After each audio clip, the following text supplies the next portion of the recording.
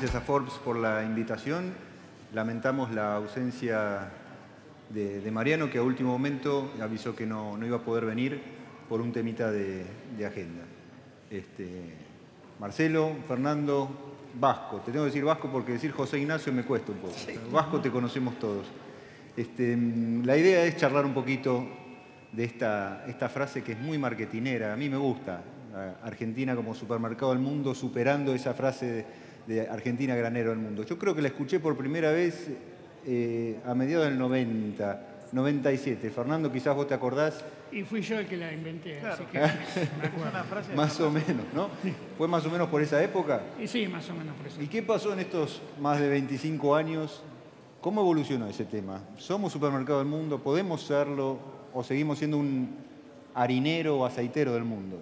Bueno, cuando uno mira los datos reales de exportación de la Argentina, seguimos siendo grandes exportadores de insumos para generar alimentos balanceados para animales, ¿cierto? Nuestros principales rubros no son de consumo directo humano, sino que tienen que ver con esta falta de agregado valor, ¿no? 2/3 partes de nuestro maíz lo exportamos como grano, más del 90% de la soja como aceite o harina, aceite con un primer proceso industrial, y ninguna de esas cosas la consume un humano en forma directa, sino que forman parte de la dieta de los cerdos, los pollos, los vacunos, los peces que otros cultivan para generar proteínas de animales u otros insumos, ¿no es cierto?, que podían tener que ver con esta nueva visión de la transformación hacia biomateriales, bioinsumos, etcétera, que debería ser uno de los centros estratégicos de las políticas nacionales. Así que estamos lejos del supermercado, aunque hay algunos productos que sí los estamos enviando así. Hay toda una experiencia con el tema de los vinos, con determinados tipos de rubros, donde efectivamente hemos logrado. ¿No? Hay algunos puntales que son diferenciadores y permiten... Sí, hay, y bueno, el centro de la cuestión me parece tiene que ver con la inversión, ¿no es cierto? Bueno. Esa no transformación tiene que ver con las señales que requieren las inversiones de largo plazo para la transformación local, y bueno, y ahí la bioeconomía es un elemento central, la vaca viva es un elemento central hacia adelante. Ahí hablaste de inversiones y lo tenemos acá al Vasco, que es presidente del BICE, ¿no? Inversión es una de las palabras dentro del BICE, ¿no? Banco Inversión y Comercio Exterior. Sos productor agropecuario, sos industrial, criador de caballos también, ¿no? Has recorrido este predio, has ganado premios también. ¿Cómo ves la inversión en este rubro, en las cadenas agroindustriales, agroalimentarias? ¿Qué es lo que se necesita? Bueno, la inversión en el país la veo muy mal, porque los números son contundentes, ¿no? Argentina tendría que estabilizarse para poder crecer a un ritmo del 3%, tendríamos que tener una inversión de 25 puntos del producto y se nos ha caído a menos de la mitad. Eso en cuanto a la inversión global sobre el producto. Pero también cuando vemos el financiamiento, la producción, esto es clave. El primer insumo de una economía capitalista es el crédito. Y cuando uno mira lo que es Argentina macroeconómicamente, del crédito en la participación de la economía, es nefasto. Es decir, hoy lo que todo el sistema financiero en su conjunto le presta a la economía no llega a estar entre el 12 y el 13% del producto. Países como Chile, no te estoy hablando de los países desarrollados, Brasil está arriba del 60-70% del producto. Los países desarrollados están arriba del 100% del producto. Pero además en Argentina, cuando vos desagregás y ves de ese 13% bajísimo cuánto va a inversión y cuánto a consumo, ahí las cifras son demoledoras. Más del 80 y pico % financia consumo en la Argentina. Y prácticamente no hay crédito a la inversión. Y cuando vos después analizás el crédito a la inversión, cuánto va a las grandes empresas y a la pequeña y mediana de los productores, ya directamente podemos decir que no hay crédito a la inversión para los pequeños y medianos productores. Esto es el primer tema a resolver si queremos ser un país desarrollado. ¿Cómo se empieza a desandar ese camino, Vasco? Porque parece que el diagnóstico siempre es claro, pero a nivel propuestas... Mira, yo tuve una experiencia. Yo era presidente de la UIA en el 2001 y cuando estalló el tema de la convertibilidad, Fui el primer ministro de la producción de la Argentina en toda la historia, porque no había habido ministro de la producción. Y no había manual para analizar esa crisis, había roto todo, digamos, el peor default de la historia de la humanidad, los contratos, 18 monedas circulaban en la Argentina, el club del trueque, desde lo político, el que se vayan todos, 5 presidentes en 10 días, no podía haber un panorama más negro. Pero sin embargo una definición, primero un acuerdo político, los dos partidos, digamos, tradicionales de la Argentina, el peronismo y el radicalismo, se juntaron, dijeron de acá salimos juntos. Después cada uno seguirá su camino. Primero una decisión política. Y lo que vino atrás de la decisión política, esta grande, fue una muy clara. Argentina sale produciendo, tan obvio que parece, pero a veces nos cuesta creer. ¿Qué había sido la crisis? La crisis había sido un plan de estabilización, bueno, en su principio se había convertido en un plan económico, y bueno, y no funcionaba nada de la producción, solamente a fuerza de endeudamiento nos manteníamos. ¿Qué sucedió? Bueno, el campo será testigo, fue el motor de la salida de esa crisis.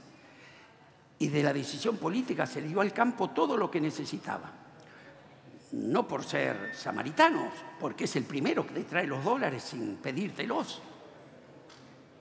El Fondo Monetario, recordemos, en el año 2002, por esto quiero hablar ahora por el presente, no mirar el pasado, pero mirarlo en el presente. No solamente no nos prestó plata, nos cobró 1.600 millones de dólares en el 2002. Y fue más allá. Blindó a Brasil, le dio 30.000 millones de dólares a Brasil. Blindó a Uruguay, le dio 3.000 millones de dólares a Uruguay, porque a nosotros ya nos daban por explotados y que la onda expansiva no quería que los afecte. ¿Qué sucedió en ese momento? Primer tema, la obsesión, igual que ahora. Había que recuperar los espacios de rentabilidad razonables a lo largo y a lo ancho del país. Nadie invierte donde se pierde plata y nadie le presta al que pierde plata. Entonces se colocaron los precios relativos para que esto sea posible. Segundo, financiamiento. Si nadie nos financió, ¿quién financió? El desatesoramiento de los argentinos. Cuando el argentino ve que hay un cierto marco político de tranquilidad, ve que hay negocios otra vez legítimos en la Argentina, no duda en desatesorar. Y vuelve a creer, digamos. Y eso fue lo que nos generó ese crecimiento que permitió el campo más el desatesoramiento y un acuerdo político que Argentina en el año 2002 generara 16.500 millones de dólares de superávit comercial, que eso permitió estabilizar las variables económicas. Y cuando ese gobierno de transición le entregó a Kirchner el gobierno a 1 año y 3 meses de esa crisis, lo entregó con un país en paz, votando, creciendo al 7%, con 3% de inflación. Es decir, si Argentina no tendría esa capacidad productiva, esos productores pequeños, medianos del campo, de la industria, de los servicios, hubiera sido imposible por buenas que sean las medidas macroeconómicas. Entonces, esto es lo que a mí me motiva a pensar que hay que buscar un acuerdo político, sin lugar a dudas, que tenemos que financiar el agregado de valor en la Argentina. Ahora hay una ley de la cadena agroalimentaria que para mí es un ejemplo de cómo se negoció, de cómo se participó, la oposición, el oficialismo. Ese es el camino. ¿Cómo juntamos 100.000 millones de dólares, que es lo que Argentina necesita? Suponiendo, Marcelo, ¿no? Suponiendo, tomo el ideal este que plantea el Vasco, ¿no? Hay condiciones macroeconómicas estables, la gente vuelve a creer, suponemos que hay acceso al crédito que es asequible. ¿Contra quién vamos a competir dentro de lo que es alimentos, ¿no? Porque yo pienso en lo que tenemos en Argentina, ¿no? El potencial que tenemos, materias primas, la capacidad del conocimiento, ¿no? Porque no es solamente la tierra, ¿no? Hay mucho talento, con mucha inversión tecnológica, y hay mucha innovación y creatividad. Pero hay que competir. ¿Quiénes son nuestros competidores? ¿Con qué nos vamos a encontrar una vez que querramos ocupar ese lugar de supermercado del mundo o por lo menos almacén? El mundo está cambiando muchísimo y probablemente muchos competidores sean los tradicionales y otros no, sean emergentes que vienen de hacer méritos en una economía nueva. La economía de la agroproducción, hablábamos en la mesa en el almuerzo recién, de una economía agrocentrada. Ya no es apropiado hablar del sector agropecuario. Hay una economía agrocentrada alrededor de la cual hay producción de drones, modificaciones genéticas, ingeniería, biotecnología, financiamiento, el sector automotriz que hace pick-ups. Todo eso está alrededor de la economía agrocentrada. Todo eso es el ecosistema agrocentrado y forma parte de un sistema. De modo que así como, en mi opinión, una de las condiciones de la nueva época es que ya no existen los sectores tradicionales, industria y servicios, agro y manufacturación. Del mismo modo, hacia afuera, cuando veamos los competidores, a lo mejor los competidores no son los mismos que son los tradicionales productores alimenticios, porque en realidad las modificaciones tecnológicas en los procesos productivos van permitiendo que algunos que antes no jugaban, jueguen.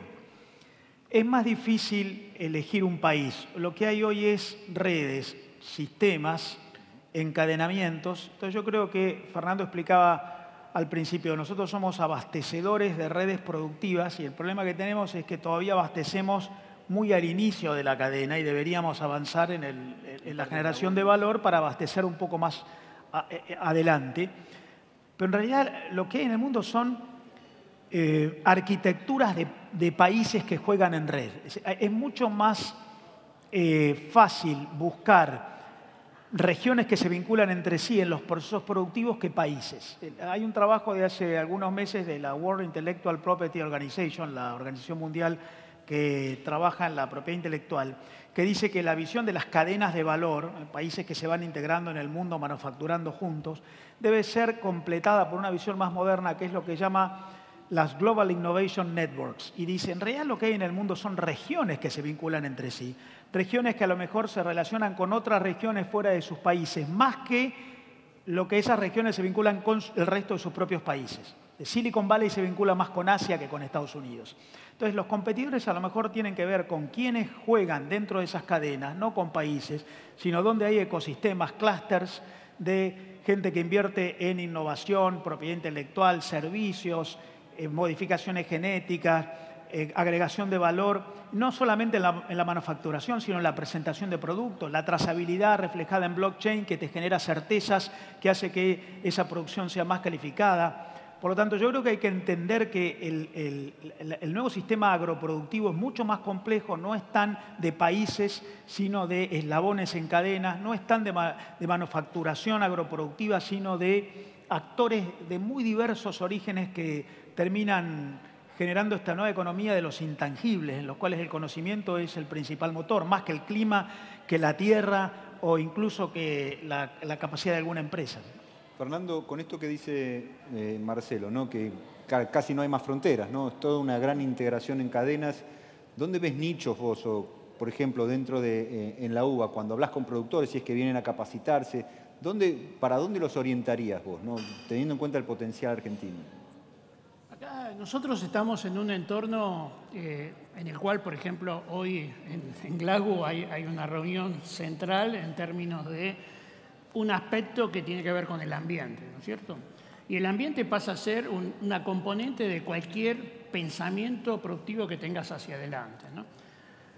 El sistema argentino tiene una característica que, si bien está poco medido, lo poco medido que está es muy amigable en términos ambientales, en lo que hace a sus huellas de carbono, sus huellas de agua, etcétera, ¿no es cierto? Entonces,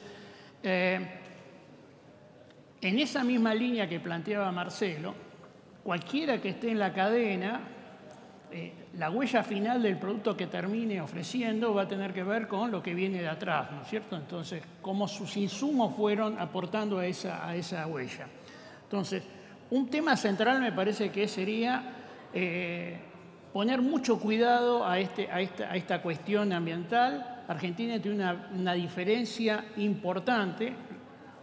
Cuando Argentrigo mide la huella del trigo, es 60% menor el carbono que la de Europa, 70% menor la industria de los fideos que la europea, 30% menor que la australiana en términos de trigo, digamos, sistemas más parecidos a los nuestros. Entonces, Yo pondría mucho foco en todo lo que tiene que ver con estos aspectos, ¿no es cierto? Buscar realzar el diferencial a partir de un sello ambiental que Argentina tiene desde la base para construir a partir de ahí esos encadenamientos de agregado de valor que sean los que el mundo y los consumidores globales hoy están buscando, ¿no es cierto? Una caracterización ambiental y social de los productos. Y entonces ahí me parece que una línea muy fuerte para trabajar. ¿Se ve eso en origen? ¿Se ve que haya productos de exportación que ya tengan esta certificación, la huella de carbono, la cantidad de toneladas emitidas durante todo el proceso, incluido el transporte?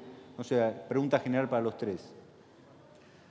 Hay algunos casos que sí están apareciendo, son incipientes, pero digo que yo creo que como estrategia me parece que debería hacerse un hincapié más fuerte en términos de esto, porque puede ser una valorización de intangibles Puede ser una en un mundo donde los intangibles cada vez tienen un peso mayor. ¿Puede ser una barrera de entrada no tenerlo, por ejemplo?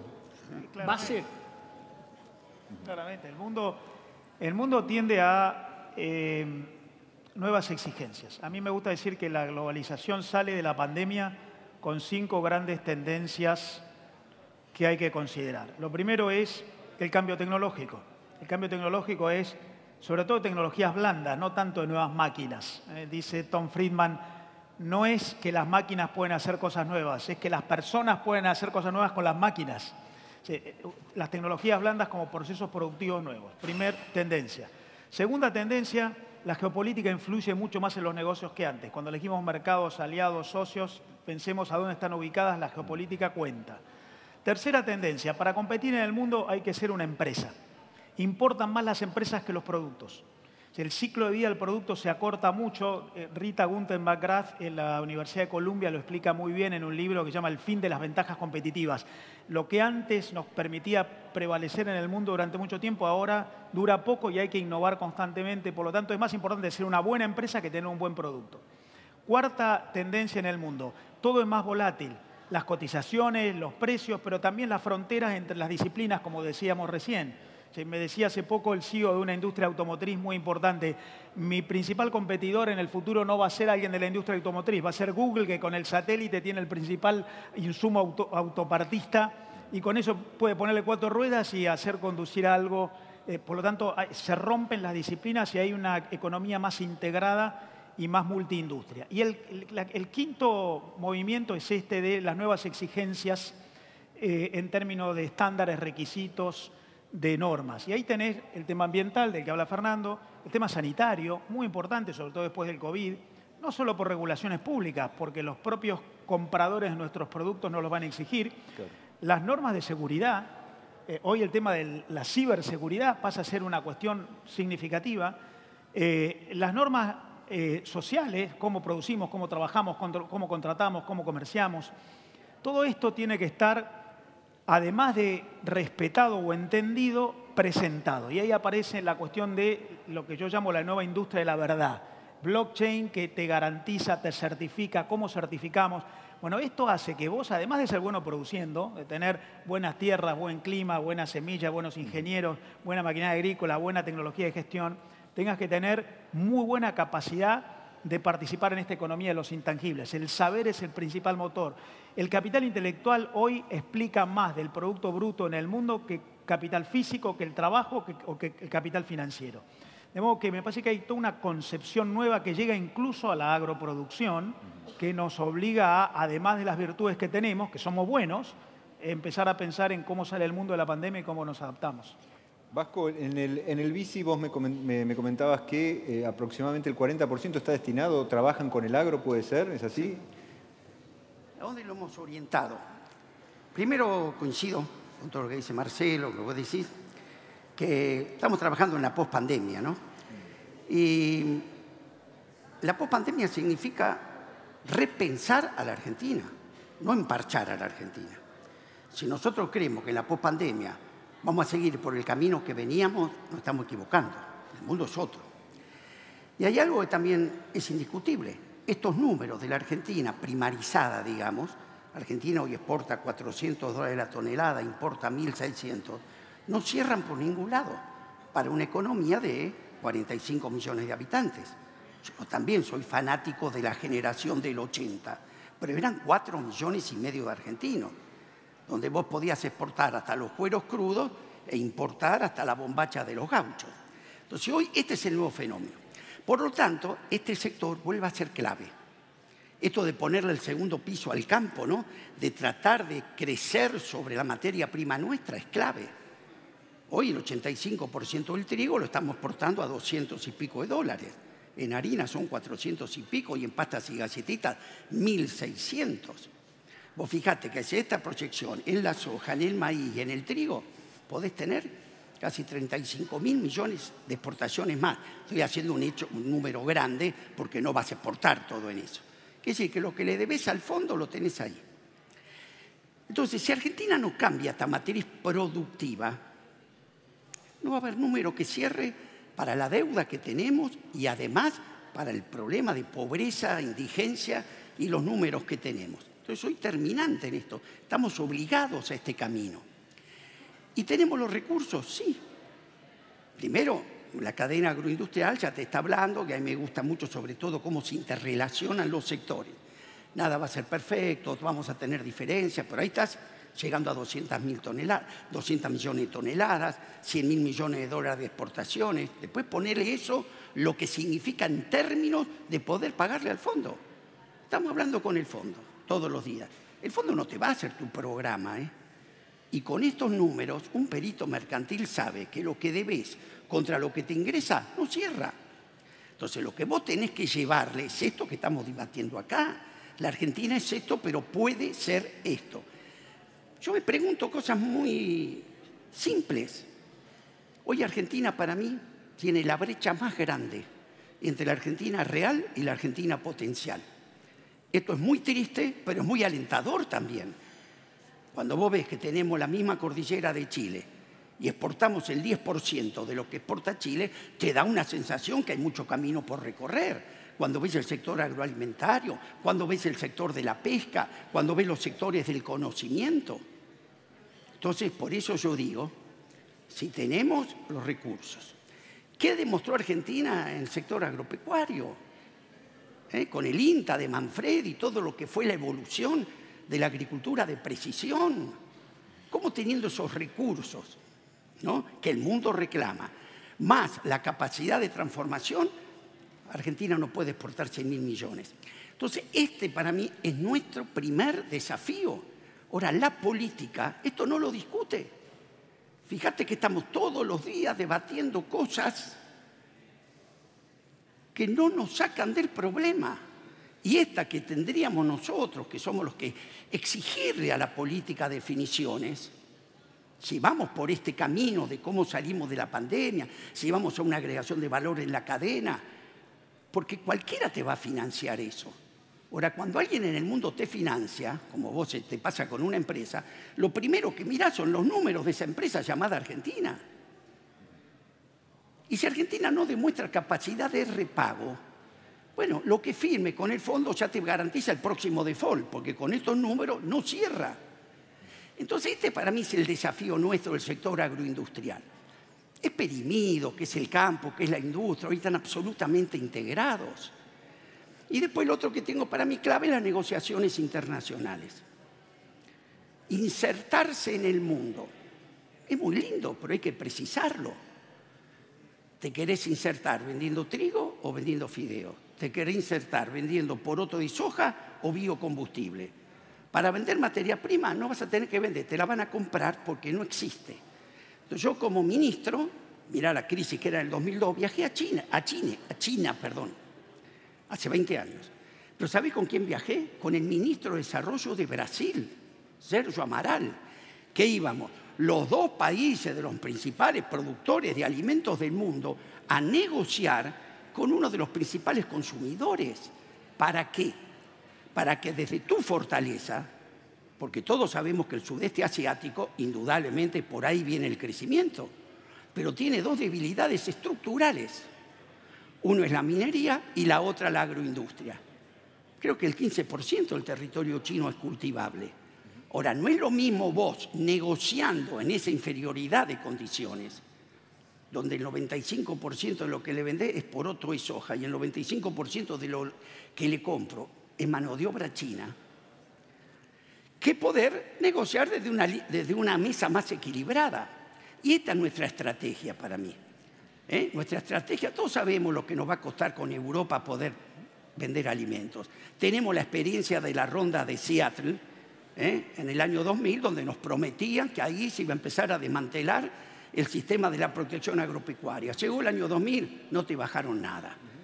Que dijeron el problema de la seguridad alimentaria, esto va a seguir en el mundo. Entonces, nuestra estrategia, creo, de inserción al mundo, y hay muchos sistemas nuevos. Antes teníamos el viejo sistema, ¿viste?, de Cancillería con los cónsules. Hoy vos te sentás con una empresa como Alibaba y le decís, tengo tantas toneladas de esto, de esta característica, te van a decir dónde está el mercado, cuánto te cuesta ingresarla. Creo que aquí hay que acelerar, pero lo primero tenemos que saber que nosotros somos la solución para ese problema. Si Argentina no crece y por este camino, el resto de la discusión es como abanicar un cadáver. Fernando, ¿estás de acuerdo vos? ¿Crees que hace falta todavía una suerte de consensos políticos de base que todavía no están, a pesar de todo el tiempo que pasó, a pesar de saberse el agro, la agroindustria, el sector con más potencial económico en la Argentina? Yo creo que si no hay consensos de parte de los dos grandes grupos políticos de la Argentina, va a ser muy difícil convencer a los argentinos que tienen un PBI en dólares en algún lugar de que los inviertan para generar esta transformación, ¿no es cierto? Si cada situación va a depender de la próxima elección dentro de 2 años, bueno, hace 10 que no crecemos y que no hay inversión. Entonces, me parece que en algún momento tiene que haber ciertos consensos que nos digan, bueno, las reglas de juego por X cantidad de tiempo van a ser estas, y bueno, esto requiere de este elemento que me parece que es primero. Si seguimos en el tironeo, bueno, el resultado va a ser el que tenemos, 350.000 pobres por año más desde los años 70 hasta acá.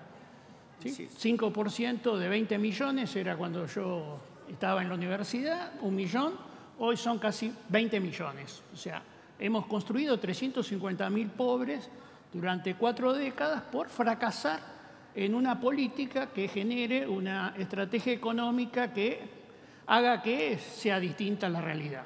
Cada argentino exporta $1.300, un uruguayo exporta 2.600 y un chileno 3 veces lo de un argentino. No hay ninguna razón, más allá de nuestras propias realidades, que en el mismo mundo que está Chile, que está Uruguay, nosotros hemos fracasado de esta manera. Exactamente. Marcelo, vos veo que en tus informes venís mostrando siempre la participación de las exportaciones argentinas dentro del mundo, ¿no? Está en punto 3, ¿cuánto? 0.3. 0.3.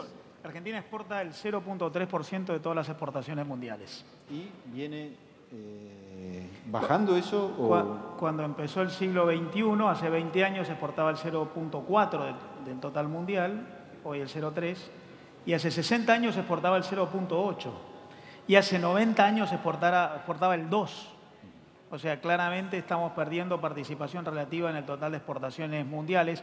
También el total de exportaciones latinoamericanas. En los últimos 30 años pasamos de exportar aproximadamente el 8% del total latinoamericano a menos del 6% latinoamericano. O sea, en general, el comercio internacional entre todos los países, incluyendo la región en la cual estamos, crece mucho más que lo que nosotros podemos incrementar en nuestra participación. Y en estas condiciones que planteamos acá en el panel, ¿no? Necesidad de un acuerdo político, de reglas más o menos estables, ¿qué visualizás vos? ¿Qué propuestas harías, digamos, como para, en un escenario estable, ¿no? ¿Por dónde empezar, teniendo en cuenta las características, ¿no?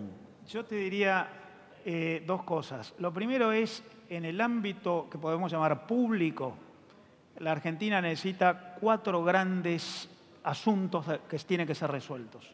El primero es la macroeconomía. No se puede lograr la inserción internacional con la tasa de inflación que tiene la Argentina, la imprevisibilidad cambiaria, el financiamiento afectado por la politización, las variables en desorden. Primero hay que ordenar la macro. Segundo, la Argentina tiene que recuperar un entorno institucional. Cuando hay instituciones, existe una constitución.